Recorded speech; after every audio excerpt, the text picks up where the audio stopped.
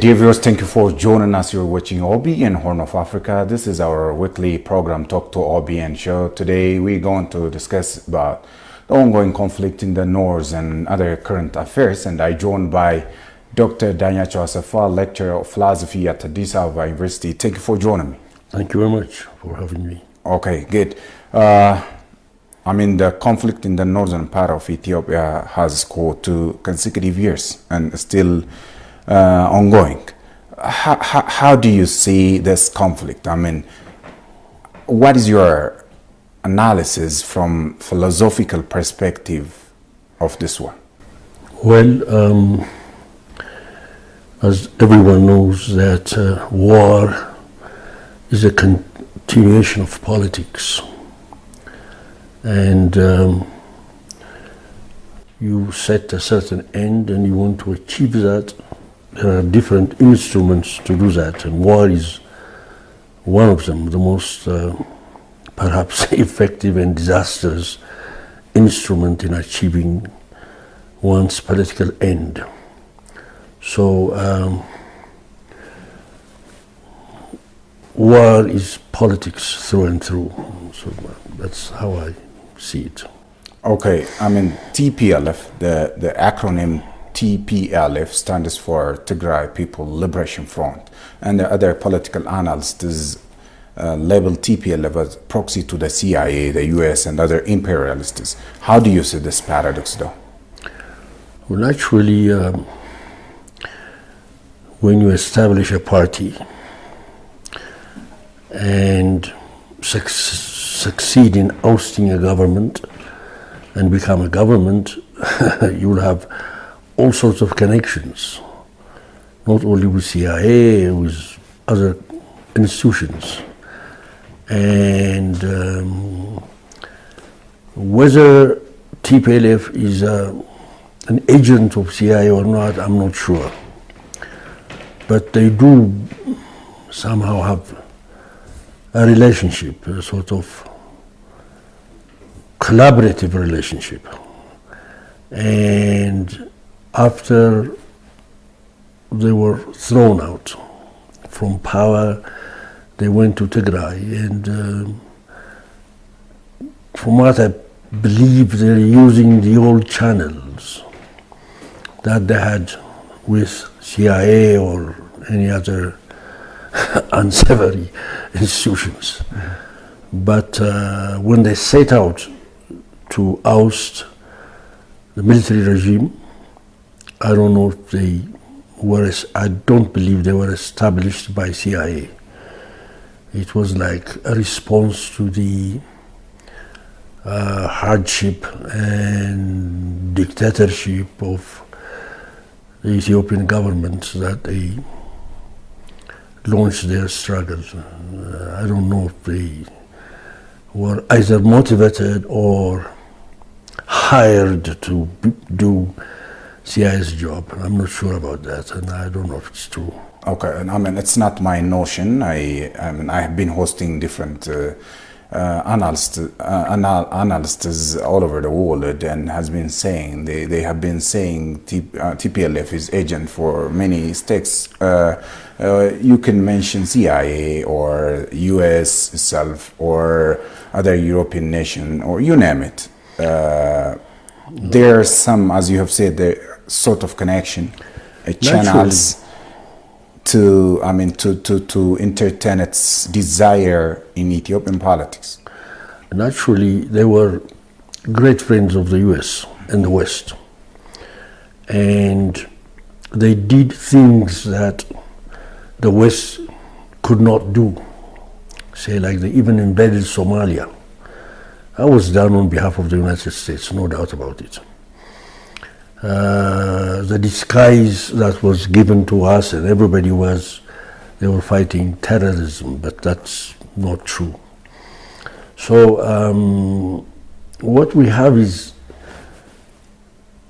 out of previous regimes, the TPLF they were amenable, they were hospitable to the interests of the West. That's why They're still getting help.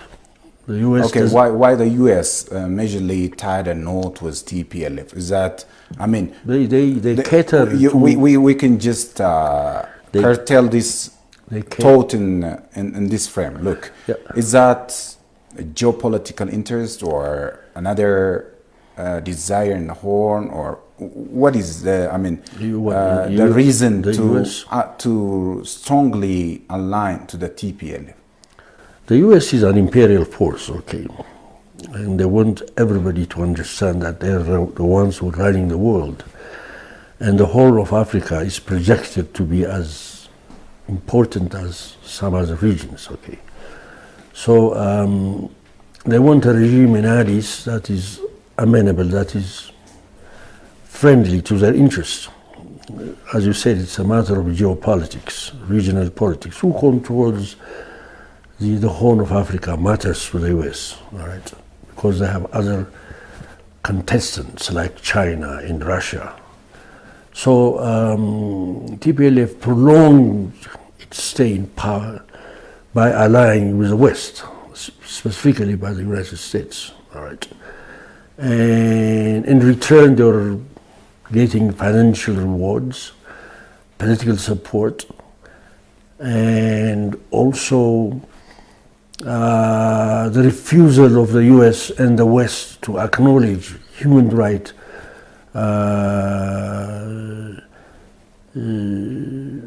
horrendous and terrific human rights violations in Ethiopia. Okay, they would just write it off, or they would say, we have not seen anything like that. So it was a matter of reciprocity. You know, you scratch my back, I'll scratch yours type. And that's what took place for about 27 years as far as I'm concerned. Appreciate it. Okay, the federal government has been, trying a lot to wrap up this conflict, right? Tried to, to coin this National Dialogue Commission. You see, even offered this national dialogue and roundtable discussion with TPLF, but TPLF gave a cold shoulder for this offer and went to the battlefield. Why TPLF chose war over peace, though? Well, TPLF always followed what Weber, the sociologist, called politics of absolute values. What that means is that you employ anything under your disposal to reach a certain end. And there is no dialogue or give and take. All right?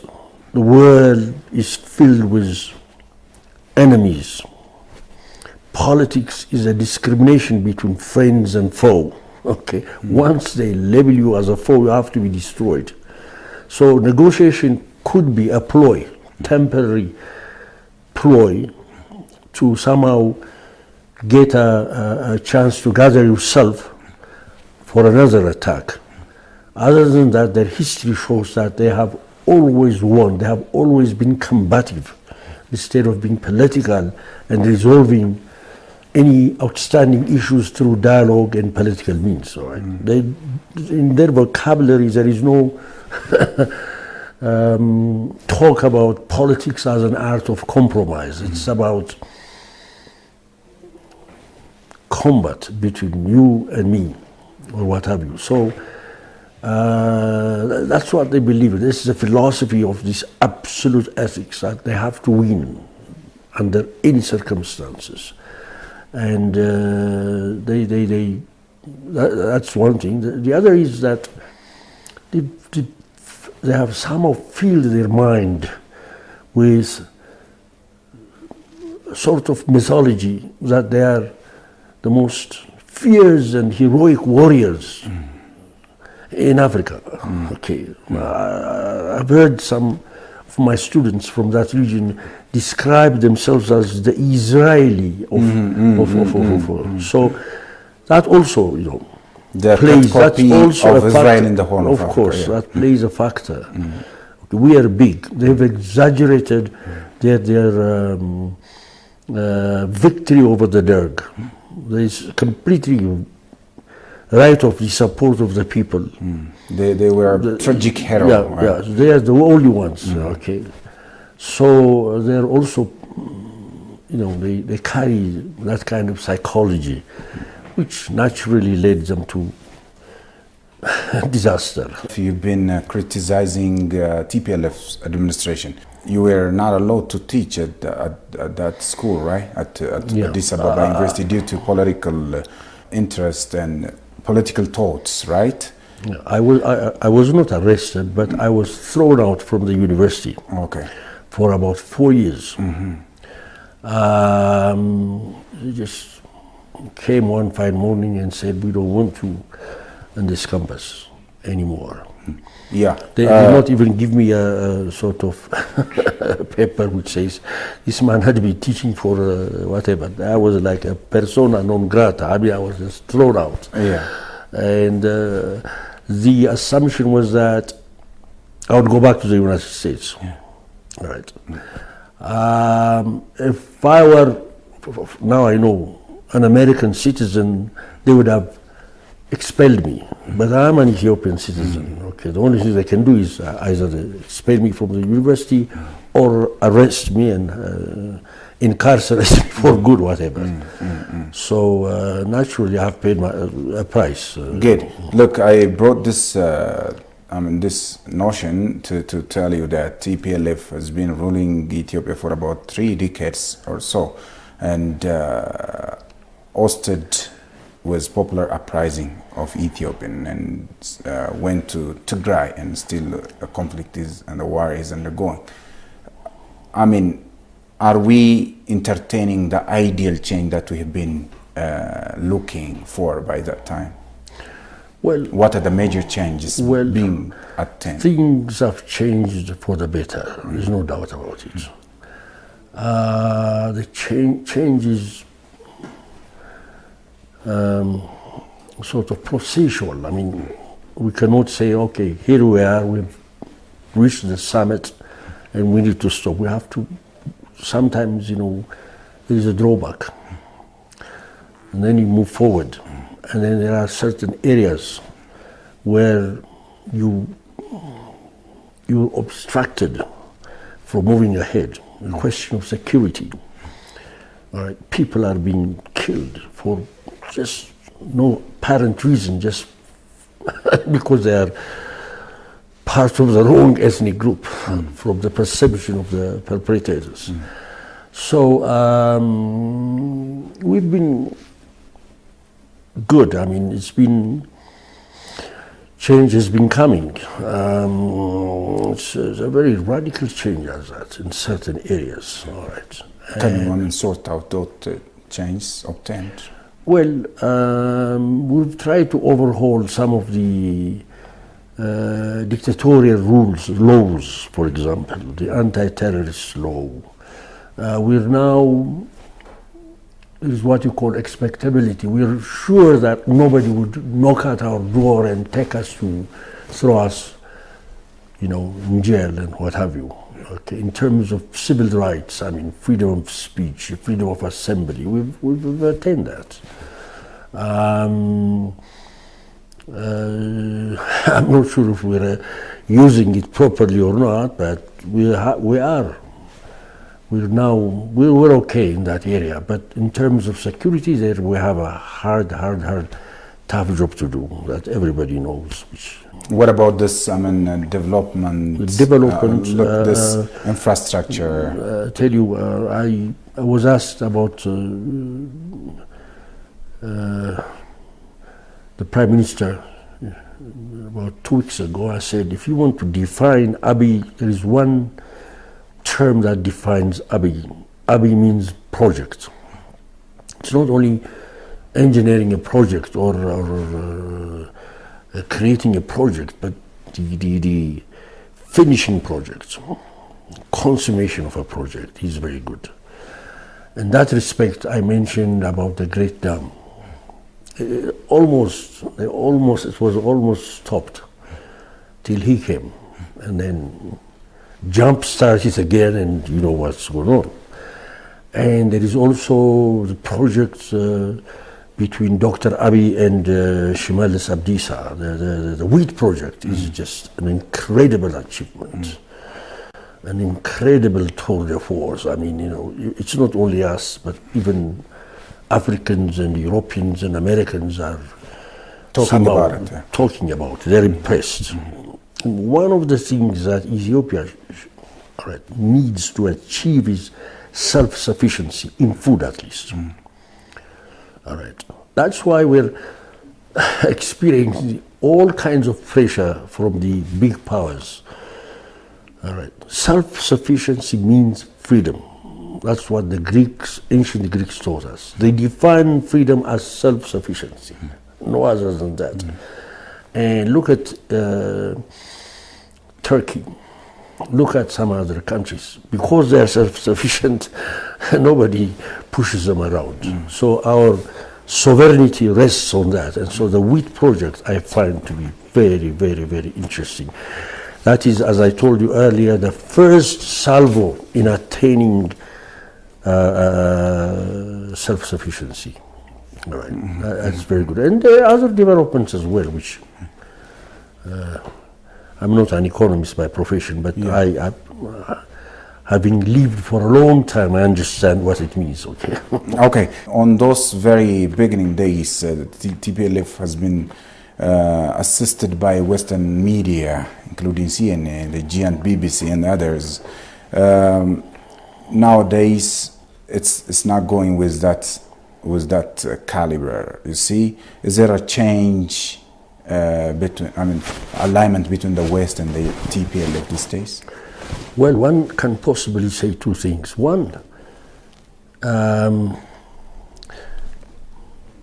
we had a problem. I don't know if we have overcome it, but the present minister has clearly understood that there was a communication gap. He gathered a small group and I was present. This is about 4 weeks ago. And he told us, look, we have a problem in this area and we're working hard to overcome this communication problem. All right. We've not communicated our case to the world. It's not the world not understanding us. They of course, they were just, with all their racism and all that, we've been attacked, okay? And here, look, philosophically, I want to say this. Truth is not, in our world now, truth is not something to be found.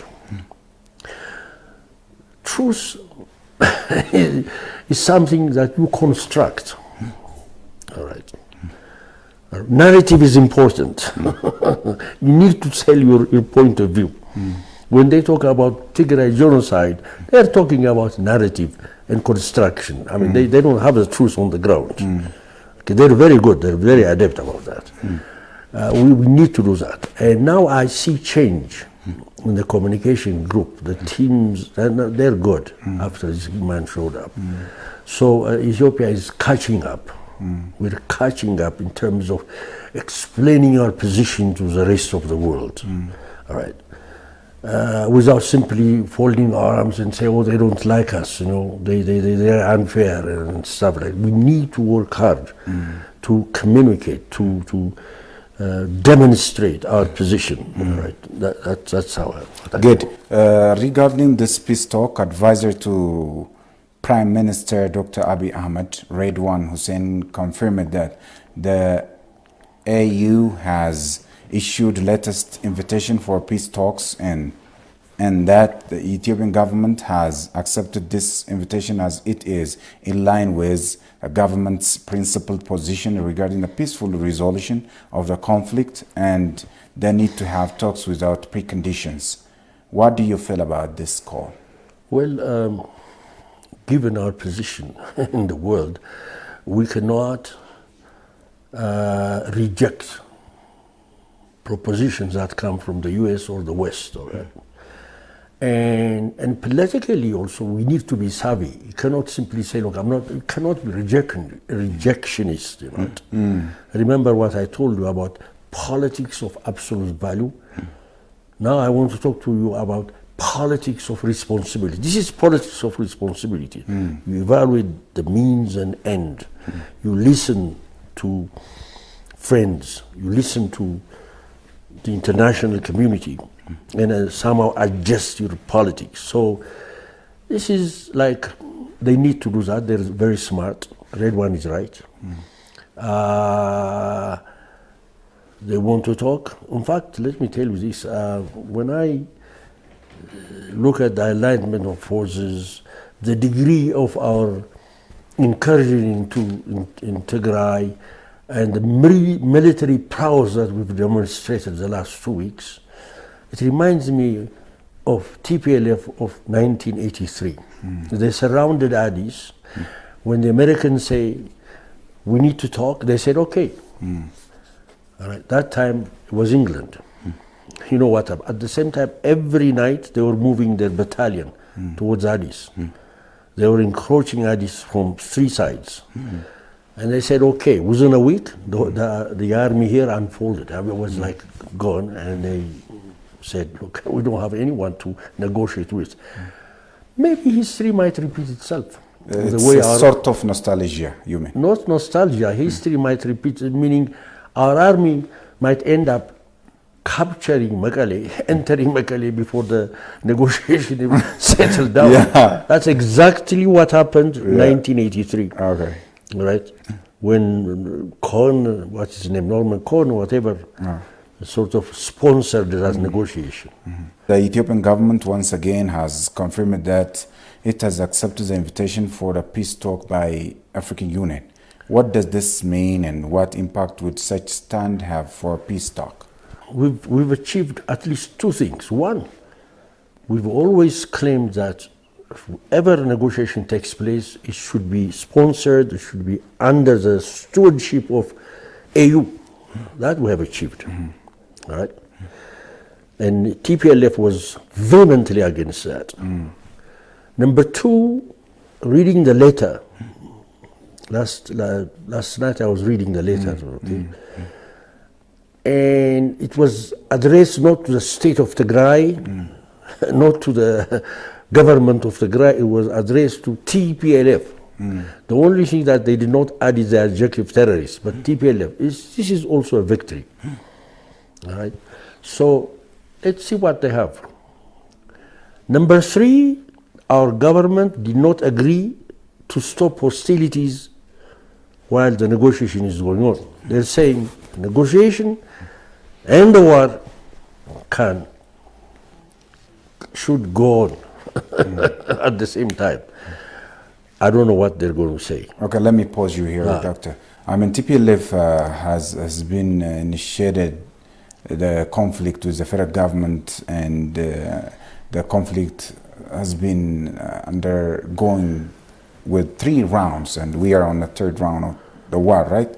And using the elderlies and children of Tigray as a cannon of fodder, and they deceive Tigrayans, their people there, but they claim themselves as a Tigray People Liberation Front. And why the people of Tigray fail to understand the deception of TPLF? Tigray, throughout their reign, 3 decades, been excluded from the rest of Ethiopia, region, and the world at large.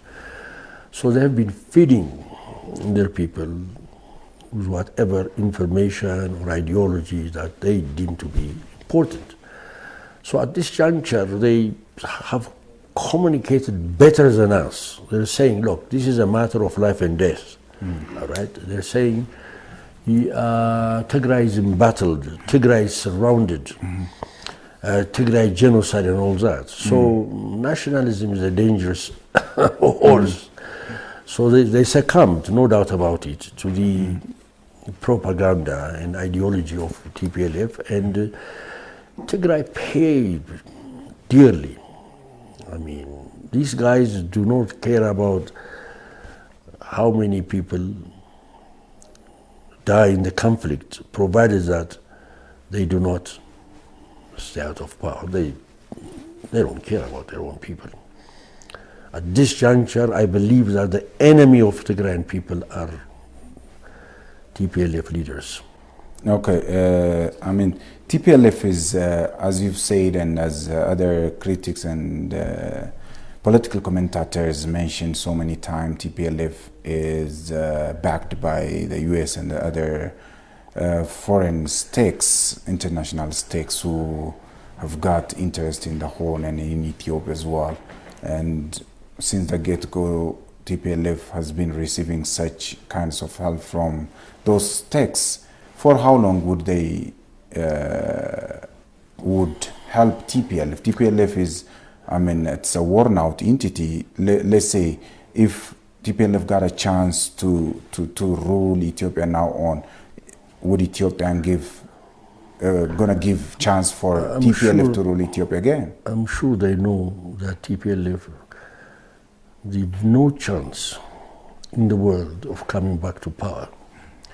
There's no way that the Ethiopian people would. So why they chose to help TPLF? Perhaps they want them to survive as an entity, you know, like a TPLF, for whatever they had done to them. I mean,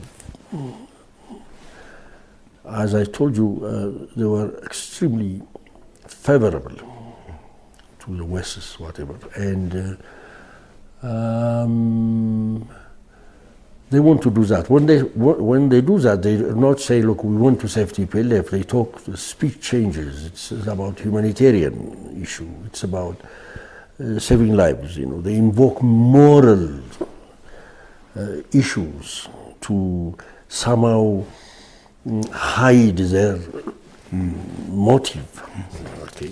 It's becoming very clear that Western global powers have already proved that Ethiopia, if allowed to stay united and get strong, would say no to their recommendation and policy prescriptions.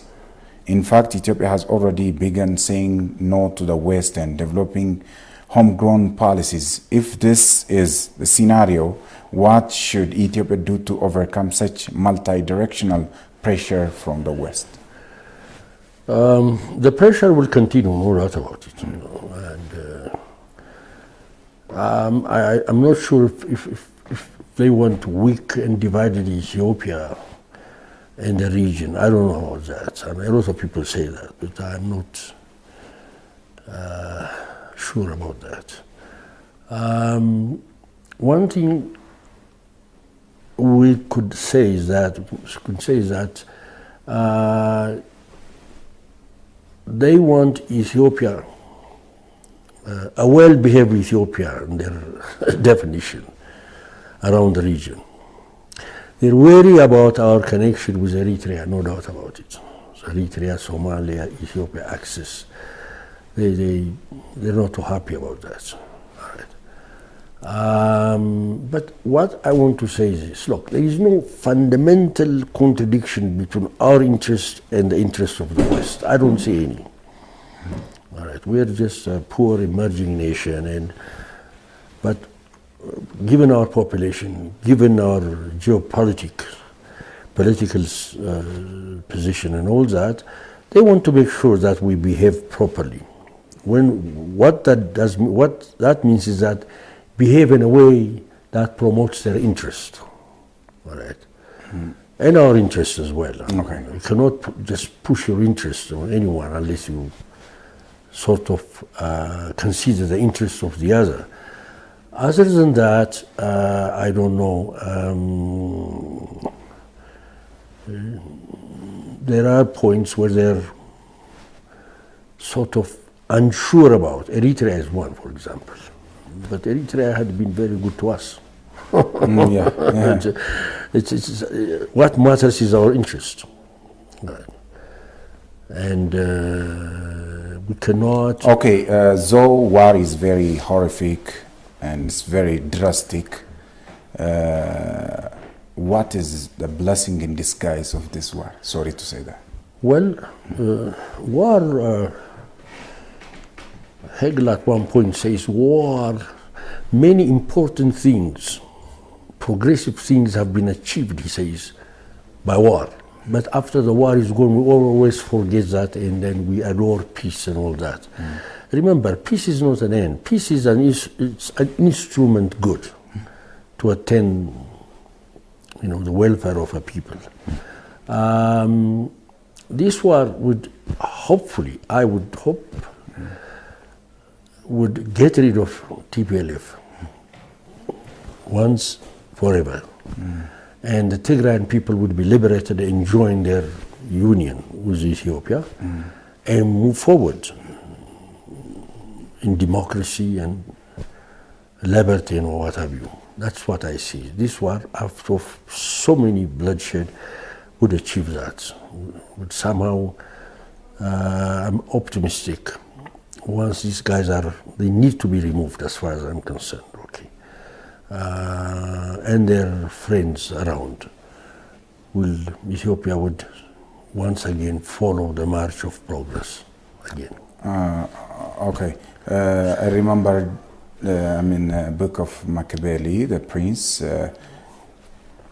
Can you, incite some extracts from that book in a way conquering a new province and making that province similar with that of the central part of Ethiopia after this war? You got my point, right? What would be the next assignment of the federal government in embracing Tigray people after finally wrapping up this war? Embracing Tigray is not conquering Tigray. Yeah. Okay. Machiavelli is talking about conquest. It talks about another state.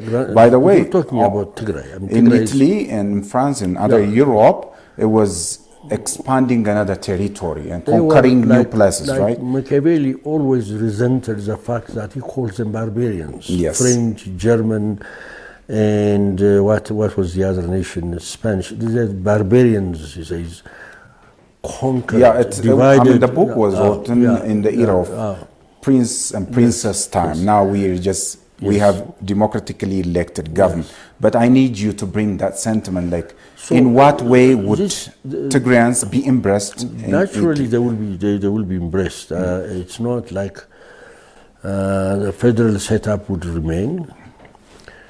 Self-determination would be reinvoked again. Tigray would be ruled by Tigrayans, but they would be like any other state, a federal state, whatever.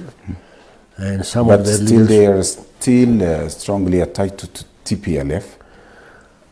Look, remember about how many years ago? Brainwashing such as status quo might take time, right? It might take time, but I'm sure war has a way of teaching people, raising their consciousness that this TPLF is not what they understood it to be. It's just tough group which led their children into slaughterhouse. They will understand that. And we need to be magnanimous. We need to understand that this is a war between two same people. We need to help Tigray rise up again in terms of development, in terms of pumping money, agriculture and whatever, like we need to do in some of the regions that they spoiled. So eventually some reconciliation will take place. Good. Okay. Finally, if you have any remark that you need to forward, please, the floor is yours. Oh, thank you. Thank you for inviting me anyway. What I'm saying, I hope this war will somehow consummate in the defeat of TPLF as far as I'm concerned. And this rapprochement would further consolidate our victory. That's what I believe. And we need to be careful not to give them time. Look, the 8 months they've been preparing. We are also preparing. Abiy did a good job. We really create. That's what he was a project man. Created a fantastic army. Not only in military strength, politically. From my connections in the Amhara region, it's not the old armies that fought the two wars. It's the new one. Ideologically, they're with new makeup. So that is fantastic. So I hope the federal government is triumphing, was winning the war, and create reconciliation and go back and bring Tigray and Ethiopia towards the same whatever. Okay, Dr. Danyacho Asafa, lecturer at Addis Ababa University, thank you for your insight and thank you for making time to give us this insight. Thank you very much, young man. I'm very happy. Okay, dear viewers, thank you for watching our show. This brings you the end of our edition for today. See you next time with another edition. Take care. Bye-bye.